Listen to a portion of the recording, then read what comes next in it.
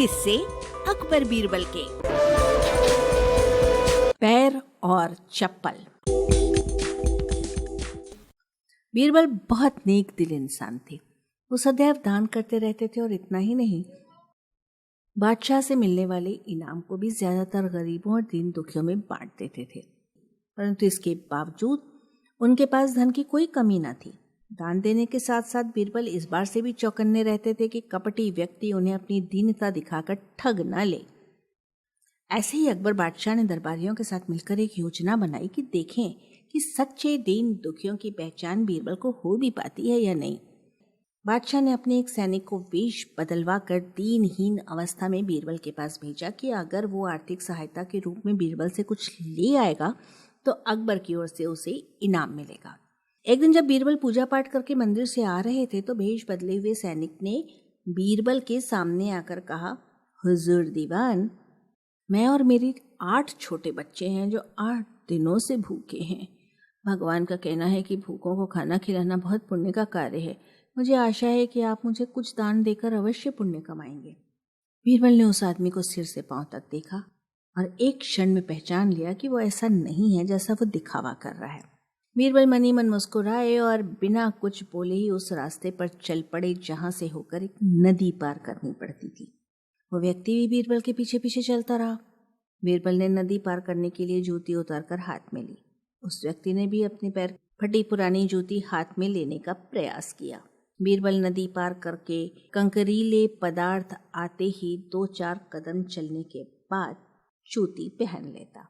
बीरबल ये बात भी गौर कर चुके थे कि नदी पार करते समय उसका पैर धुलने के कारण वो व्यक्ति और भी साफ सुथरा, चिकना, मुलायम और गोरी चमड़ी का दिखने लगा था। इसलिए वो मुलायम पैरों के कंकरीले मार्ग पर नहीं चल सकता था। दीवान जी, दीनहीन की पुकार आपने सुनी नहीं? पीछे आ रहे व्यक्ति ने कहा। बीरबल बोले, जो मुझे पापी बनाए मैं उसकी पुकार कैसे सुन सकता हूँ? क्या कहा? क्या आप मेरी सहायता करके पापी बन जाएंगे? हाँ, वो इसलिए कि शास्त्रों में लिखा है कि बच्चे का जन्म होने से पहले ही भगवान उसके भोजन का प्रबंध करके उसके माँ के स्तनों में दूध दे देता है, उसके लिए भोजन की व्यवस्था भी कर देता है। ये भी कहा जाता है कि भगवान इंसान को भूखा उठाता है पर भूखा सुलाता नहीं है। इन सब बातों के बाद भी तुम अपने आप को 8 दिन से भूखा कह रहे हो। इन सब स्थितियों को देखते हुए यही समझना चाहिए कि भगवान तुमसे रुष्ट है और वो तुम्हें और तुम्हारे परिवार को भूखा रखना चाहता है। लेकिन मैं उसका सेवक हूँ। अगर मैं तुम्हारा पेट भर दूं तो ईश्वर मुझ पर रुष्ट होगा ही। मैं ईश्वर के विरुद्ध नहीं जा सकता। ना बाबा ना, मैं तुम्हें भोजन नहीं करा सकता क्योंकि ये सब कोई पापी ही कर सकता है। बीरबल का ये जवाब सुनकर वो चला गया। उसने ये बात बादशाह और दरबारियों को बता दी। बादशाह अब समझ गए कि बीरबल ने उसकी चालाकी पकड़ ली है। अगले दिन बादशाह ने बीरबल से पूछा, बीरबल, तुम्हारे धर्म कर्म की बड़ी चर्चा है पर तुमने कल एक भूखे को निराश ही लौटा दिया, क्यों? आलमपना, मैंने किसी भूखे को नहीं बल्कि एक ढोंगी को लौटा दिया था और मैं ये बात भी जान गया हूँ कि वो ढोंगी आपके कहने पर मुझे बेवकूफ़ बनाने आया था। अकबर ने कहा, बीरबल, तुमने कैसे जाना कि वो वाकई भूखा ना होकर ढोंगी है? उसके पैरों की चप्पल देखकर महाराज। ये सच है कि उसने अच्छा भेष बनाया था मगर उसके पैरों की चप्पल कीमती थी। बीरबल ने आगे कहा, माना कि चप्पल उसे भीख में मिल सकती थी पर उसके कोमल मुलायम पैर तो भीख में नहीं मिले थे, इसलिए कंकड़ की गड़न सहन न कर सके।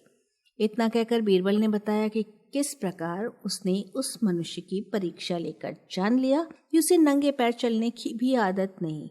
वो दरिद्र नहीं बल्कि किसी अच्छे कुल का खाता कमाता पुरुष है।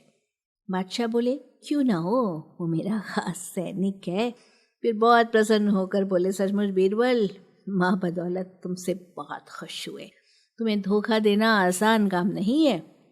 बादशाह के साथ साजिश में शामिल हुए सभी दरबारियों के चेहरे बुझ गए। वाचक स्वर संज्ञा टंडन, arparegio.com की प्रस्तुति।